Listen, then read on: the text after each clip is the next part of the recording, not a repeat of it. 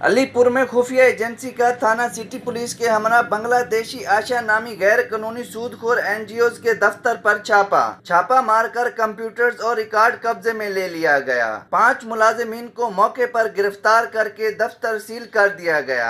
आशा नामी एनजीओ खवातीन एजेंटों के जरिए सादा लो औरतों को भारी शरह सूद पर कर्ज देती थी। जराये के मुताबिक कर्ज अदा न करने वाली खवातीन को जिनसी हरासा भी किया जाता था। मुलजिमान को गिरफ्तार करके नामालूम मकाम पर मुंतकिल कर दिया गया और इनसे मजीद तफ्तीश जारी है। अहलियाने अलीपुर ने पुरजोर अपील की है कि अलीपुर में और भी ऐसी कंपनियों के दफातर कायम हैं, इनके खिलाफ भी फौरी कार्रवाई की जाए। कैमरा टीम के साथ मलिक बाख्तली, सिटी न्यूज, अलीपुर।